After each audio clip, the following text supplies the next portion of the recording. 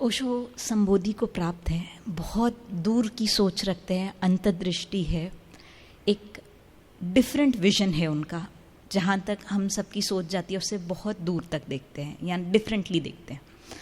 ऐसे व्यक्ति ने अपने कुछ ऐसे सचिव क्यों चुने जो उनके ही काम को नुकसान भी पहुंचा रहे? देखिए, जो लाभ पहुंचा सकता है वही नुकसान पहुंचा सकता है ना। जो एंटीबायोटिक हमारी प्राण रक्षा कर रहा है, निमोनिया को ठीक कर रहा है, उसके ही साइड इफेक्ट से कोई मर भी सकता है। तो जहां अच्छा होगा वहां बुरा भी होगा। और दूसरी चीज, एक बात समझना, अस्तित्व ऐसा इंतजाम इसलिए करता है क्योंकि संत जो हैं वे तो भोले भाले सरल बच्चे की तरह हैं, निर्दोष हैं। उन्हें चालाकी नहीं आती, उन्हें संसार के रास्ते नहीं पता।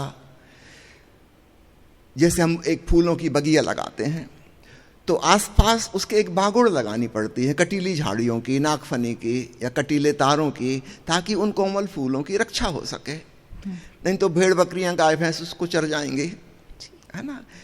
तो ठीक ऐसे ही अस्तित्व संतों की रक्षा के लिए कुछ ऐसे लोगों को नियुक्त करता है।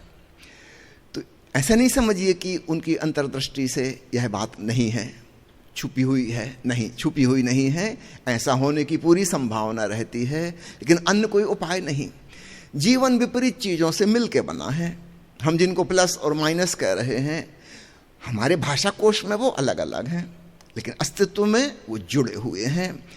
जब हम एक चुंबक का पॉजिटिव पोल लाएंगे, नॉर्थ पोल, उसके साथ साथ उसका नेगेटिव साउथ पोल भी आ जाएगा जुड़ा हुआ। उनको अलग किया ही नहीं जा सकता। तो ठीक इसी प्रकार सद्गुण और दुर्गुण हैं, हर व्यक्ति के भीतर मौजूद रहते हैं। अब ये संयोग की बात है, किसी विशेष परिस्थिति में उस व्यक्ति का दूसरा पक्ष उजागर हो जाता है ना। इस बात की पूरी संभावना से संत अवगत होते हैं, उन्हें भी पता है कि हो सकता है, और ऐसा हुआ है ना। और पीछे भी हुआ है, सदा सदा हुआ है। ऐसा नहीं समझना कि केवल ओशो के संग हुआ है, अतीत के जो बुद्ध पुरुष हुए हैं उनके संग भी ऐसा हुआ।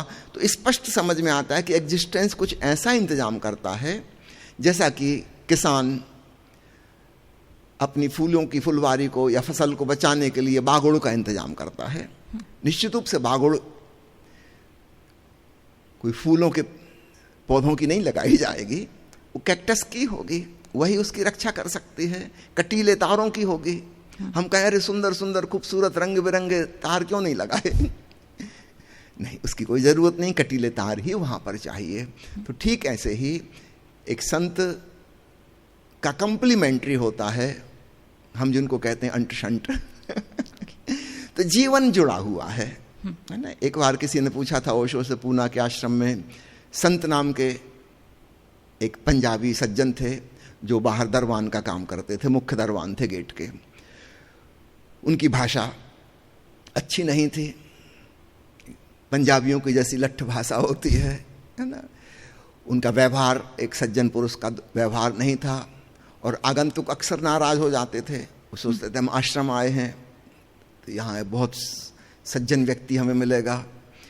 लेकिन उन्होंने पूछा किसी ने कि आपने संत को बाहर गेट पे क्यों बिठाया है मुख्य दरबान बना के? ओशो ने कहा कि उसका नाम ही संत मैंने इसलिए रखा है, मुझे पता है वो अंट शंट है। गेट पर खराब लोग भी आएंगे, दुर्जन भी आएंगे, चोर भी आएंगे, बदमाशी करने वाले भी आएंगे, वो संत ही उनको पहचान सकता है दूर से। कोई भोले भाले ध्यानी व्यक्ति को, प्रेमपूर्ण व्यक्ति को वहां बिठा देंगे, वो तो पहचान ही नहीं पाएगा। हम दूसरे में अनुमान भी उसका लगा पाते हैं जो हमारे भीतर मौजूद होता है। एक झूठ बोलने वाला सोचता है कि सभी लोग झूठ बोलते हैं, उसका अनुमान गलत है। सब लोग तो नहीं झूठ बोलते, लेकिन वो ऐसा ही सोचता है क्योंकि वो खुद झूठ बोलता है। एक सत्यवादी को ये ख्याल ही नहीं आता कि कोई झूठ बोल सकता है। तो संत जैसे दरबान की जरूरत, ओशो ने कहा, है, ये कंप्लीमेंट्री है। क्योंकि सब प्रकार के दुष्ट लोग भी आएंगे यहाँ, लुटेरे लोग भी आएंगे यहाँ, उनको कौन रोकेगा?